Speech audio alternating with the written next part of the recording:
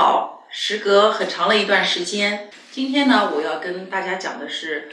我在我的生日那一天和8月份我和我的先生的结婚纪念日这2个特殊的日子里，我都收获了什么。今天呢，就不是一个开箱，算是一个我的使用心得吧。就是它，这是一款 LV 的漆皮压花的一个小手包。这个包呢，有一个可以拆卸的肩带，还有一个可以手拎的地方。这个包的名字叫 Spring Street， 我自己喊它是春天大道。当时看这个包的时候，并没有第一个选择它，而是还有好几款做选择。但是看了很多其他的选择，并且去店里上身试了以后，我觉得最终还是觉得这个包最适合我。无论是从大小、材质、颜色它的实用性以及它的价位，最后我是选择了它。这个包是一个漆皮的，大家可能觉得漆皮呢比较好打理因为它有一点水在上面一擦就掉了，所以我有的时候下雨天也会用，就是毛雨的时候我也会用它，我不怕有一点水稍微一擦就没有了。它不像其他的纯皮的那个包容易把水吸进去。第二呢，就是我想说的是漆皮呢，就是说看上去和普通的皮还是有很大的差别的。其实这一款呢，我比较喜欢的是它的颜色是黑色，因为漆皮有一个最大的缺点，就是它会吸色和染色。一旦它漆色染色之后，就很难清除，必须要到专业的皮具这些处理的地方，让它给你做覆盖，才能把那个颜色盖掉。有的时候为了盖掉颜色，需要把整只包都要重新换一个颜色，这个就给使用者带来了很大的不便。所以我自己呢没有漆皮的包，这也是我的第一个漆皮的包。我以前有一个也是 LV 他们家的一个漆皮的一个钥匙袋后来我发现它也有一点点染色，因为它的颜色是深红色，有点像这个玫瑰红的颜色有一点点染色，但是总的来说还好。但是呢，因为是漆皮，不建议长时间的暴露在阳光直射的这个状况下因为它是漆面，它有可能会有这个融化的这个可能性。如果你温度很高一直在海边或者这种地方然后天气很暴晒是不建议你在这样的天气情况下使用漆皮的。好，那这个包我就介绍到这儿。现在呢，我跟大家说一说，我和我的先生8月份我们去庆祝我们的结婚周年。然后呢，我们就全家带着孩子一起去了意大利，这是我们第一次去意大利。然后我们选择去了一个比较特别的城市，叫热那亚，那里有欧洲最大的室内这个海洋馆，里面有各种各样的海洋动物，孩子在里面逛了一天，非常非常的快乐。大人也了解到了很多我们都不太知道的东西。然后里面那个最大的那个水族馆，看里面的金鱼在里面游，真的是特别特别的有趣那么镜头前观看我视频的，如果有居家的带小孩的，我真的是推荐大家，如果还没有去过的，可以去这个城市去参观旅游一下，去看一看这个欧洲最大的室内水族馆。然后呢，到了那里以后呢，我们安排了一些亲子的活动，当然也不能少了我们大人的活动。所以呢，中间有几天呢，我们就是在城市里溜达逛街买东西孩子们很享受。他们也觉得，因为慢慢孩子大一点以后呢，就觉得跟大人出来玩就是除了做他们小孩子的事情，他们也很想了解大人的世界。然后就是在逛街的时候呢，我就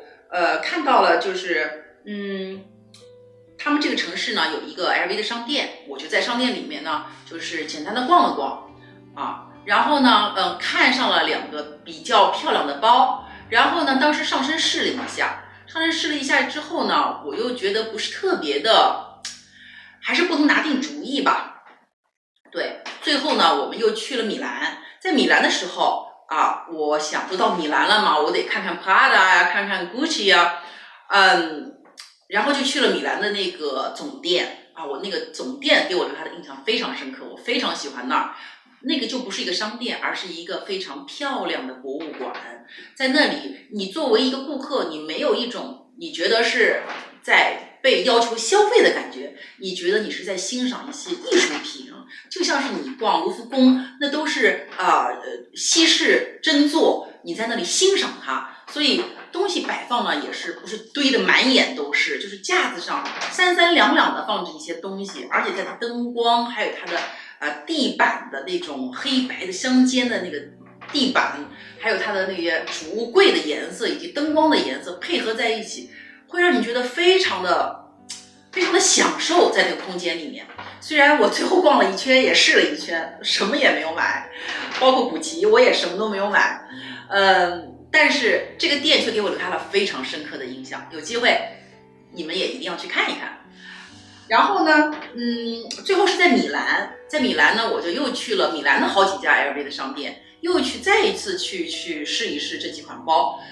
最后呢，我是在2款包嘛，就是一个就是他们的 Capucine。LV 的 Capucine 呢是他们的高端的一款包了，价格呢也是比较漂亮的。另外一款呢就是大家都非常熟悉的这个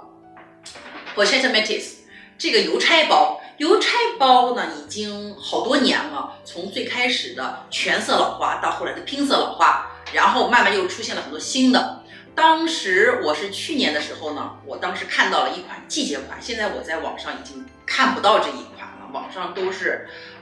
老花拼色老花，还有就是纯皮的了。我的这款呢，我后来看上的这一款呢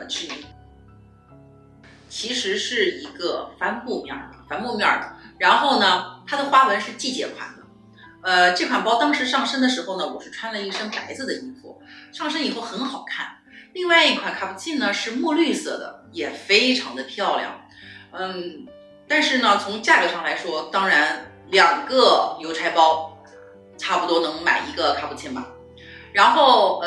再一个呢，就是使用的范围吧，我觉得这个邮差包呢，可能我会使用的频率更高一点，而且它的容量呢，当然也更大，功能性更强。因为大家都知道邮差包里面是分隔断的，而那个 Capucine 是没有的，是一个大的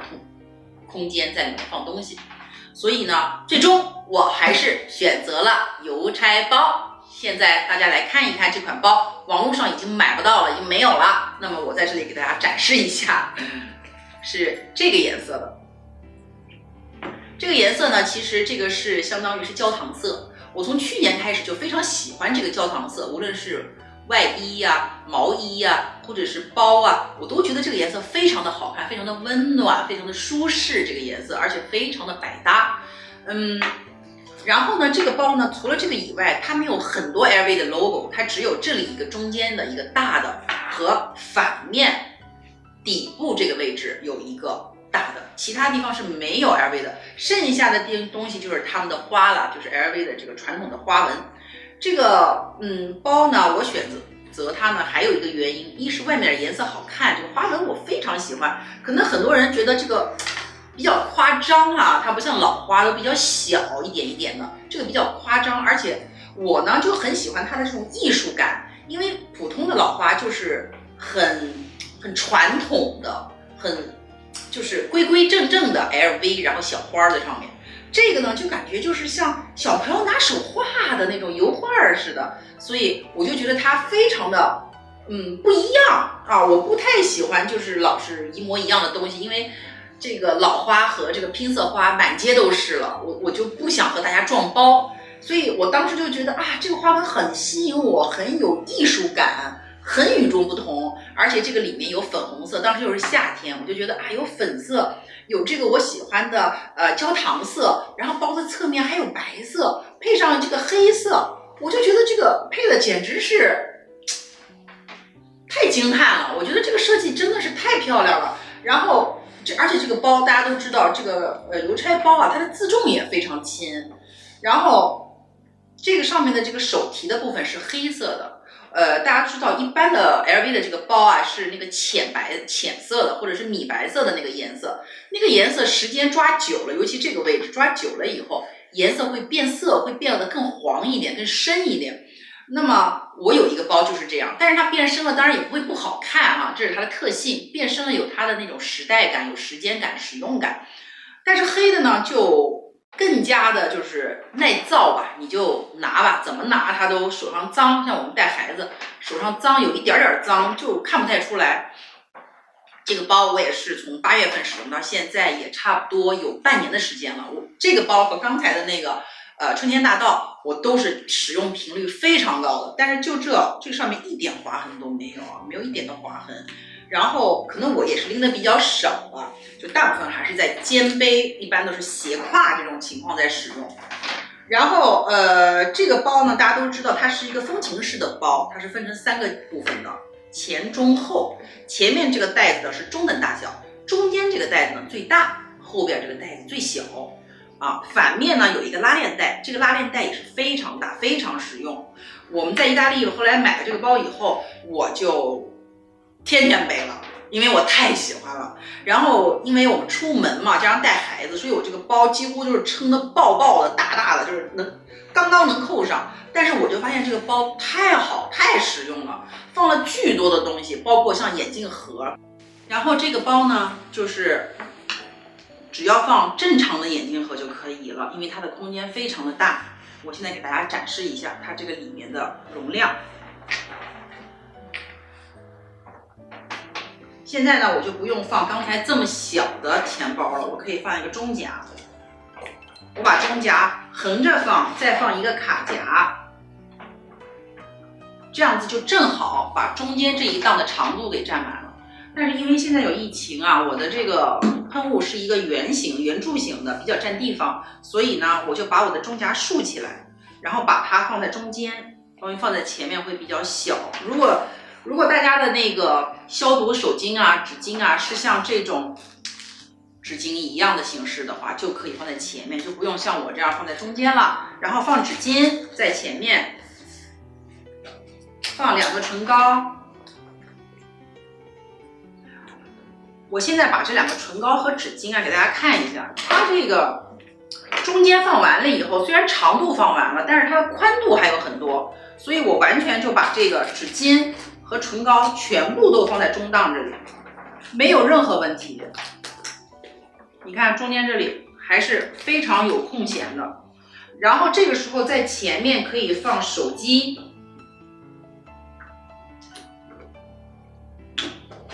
可以放眼镜盒，我放一个正常的眼镜盒，太阳镜盒。如果有近视的朋友呢，可能还需要带这个普通的眼镜盒。然后我把这2个眼镜盒是上下叠放，上下叠放完了以后呢，你看正好，没有任何的问题。如果你竖放的话，对于这个包也是可以的啊，就是它会凸出来。但是盖是能盖上的，因为它这个比较松，这个包看比较松，但是我不喜欢凸出来，这里还是微微有一点点顶，所以我喜欢上下叠放。叠放了以后呢，上部还有很多的空间。如果您想在这个地方插一个手油或者是什么，没有任何问题，插一个小的竖着的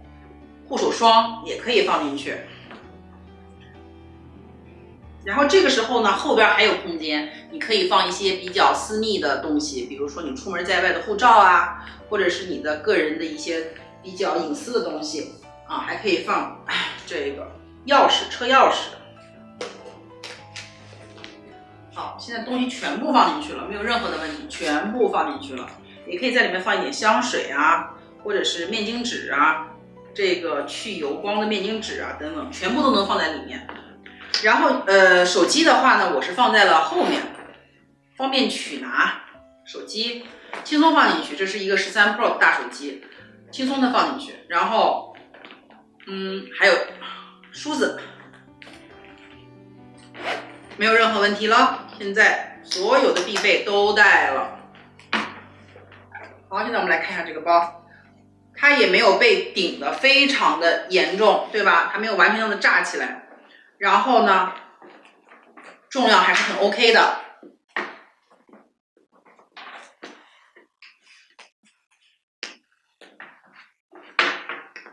好，现下我们把东西取出来。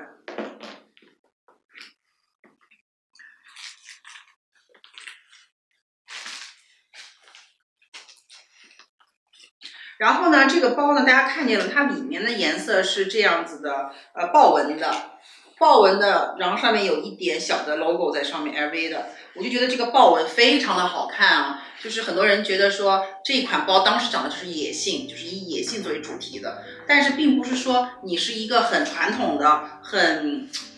优雅的人就不能用这种野性的东西，因为我自认为自己也不是那种很野性的、很酷的那种姑娘，但是我觉得依然非常好看。夏天的时候呢，你穿一个白色的 T 恤，冬天的时候穿一个深色的大衣，配这个包都非常百搭的。然后所以这个包呢，从去年到现在已经有半年的时间了，我的使用频率非常高，就是它和这个春天大道的使用频率是非常高的。再接着就是说一下它的缺点，就是这个扣，大家可能发现了，我这两个包是一模一样的扣，只不过一个是妈妈，一个是女儿，它大它小。那么这个扣的有一个缺点，就是当你的包内东西少的时候，它就很不好扣。这个包因为比较硬体，是漆皮的，还 OK， 没有任何问题。但是这个包因为是帆布的，它就很软的情况下，就是当我现在像这样把里面的东西基本上取干净的时候，你再合，你看就卡不上。这个时候你需要用一个手把它捏扁，就卡上了。对，它只有这么一点点的小的一个缺点，但是其实在我看来它也不是任何的缺点啊。再就是它会在找洞的时候会刮伤这个，刚才我也说过了。如果你介意这个刮，那你真的就别买这个扣了，只要是 LV 家的这个扣都有这个问题。其实这个金属啊跟金属之间的这种摩擦这种痕迹，我个人是一点都不介意的啊，因为它是一种使用的正常的状态，你不是说在这个包上划一个大道子这种东西，这个金属摩擦是很正常的。然后剩下的我觉得这个包没有任何的问题，我用了半年的时间，非常好，没有任何的刮痕啊。就这我也不是特别的爱惜。带子呢，现在我调的是最短，这个包的肩带是最短可以48厘米，最长这个肩带是可以调到55厘米。所以说如果身高不同的人呢，买这款包邮差包呢也是非常的合适的啊，可以调节不同的长度。这个包背上的效果跟那个当然肯定有点不一样了，它这个肩背就是在胯往下一点点，胯往下半个手掌的样子，一个手掌的样子，这个位置上。对，这个包一般可能斜背的人比较多，对，斜背也是非常随性的啊，在后边，在这个臀部上边的上半截的这个位置上。对，我现在扣的是最短的肩带。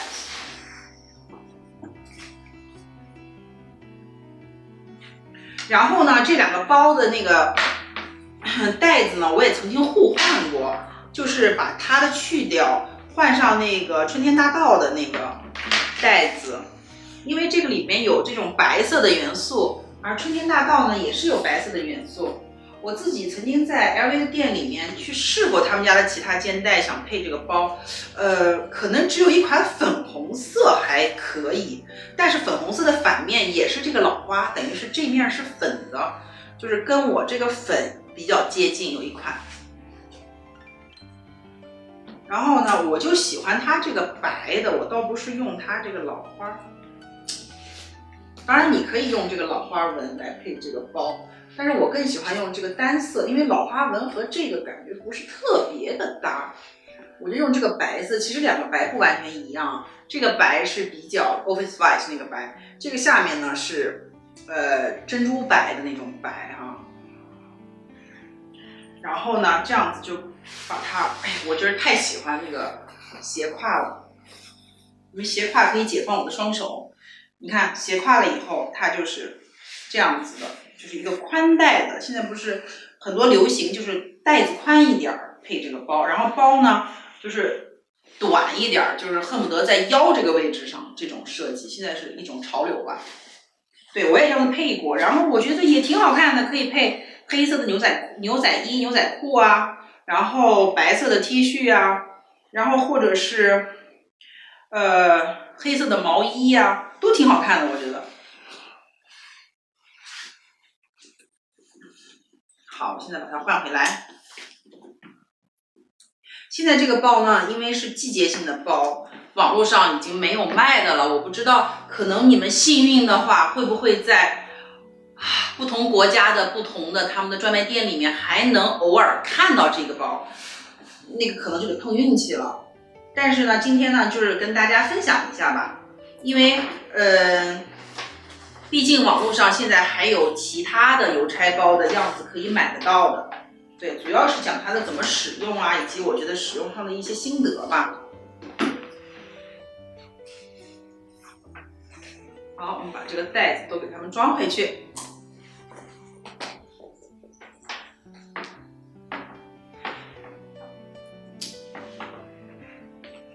好，这个包呢，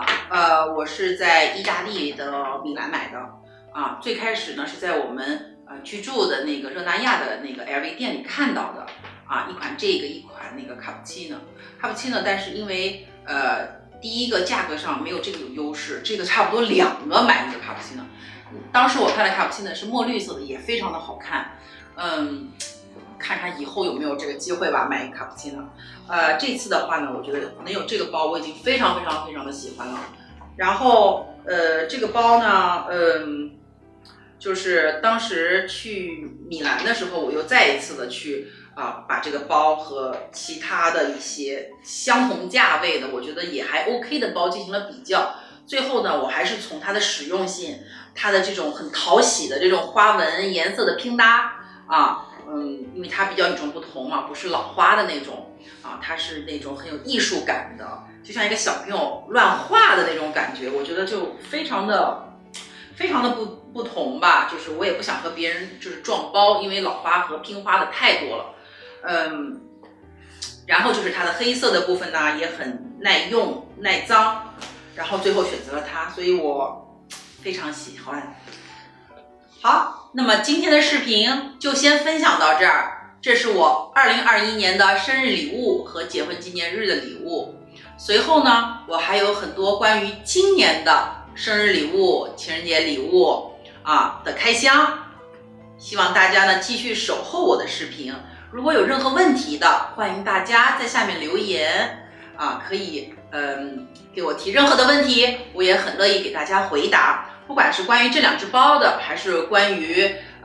有关使用方面的一些问题的都可以来询问我。虽然我也不是很专业的这个买包的买手就是自己买了自己使用，而且就是我喜欢的，我不在乎它的价格，就是不是说我不在乎它价格有多高，而是我不在乎它的那个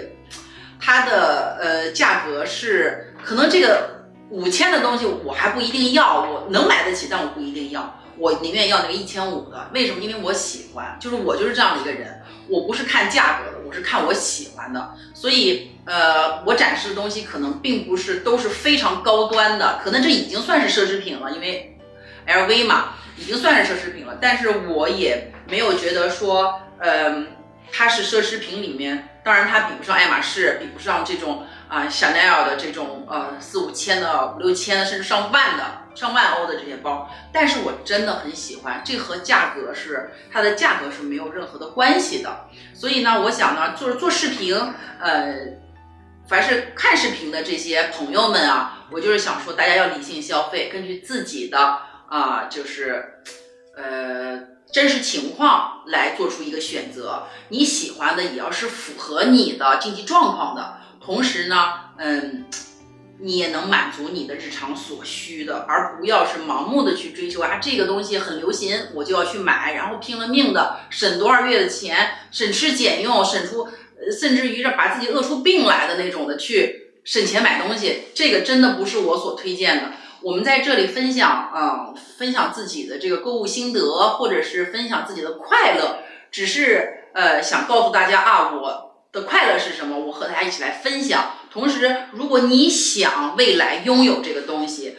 那么我可以在这里把我的使用的一些感受分享给大家。那么已经拥有和我相似东西的，或者是相同东西的朋友们呢，我们在这里就算是一个交流的平台啊，这完全是个人的感受和个人的喜欢，没有什么绝对的对与错。好，那么今天的视频就到这儿啦。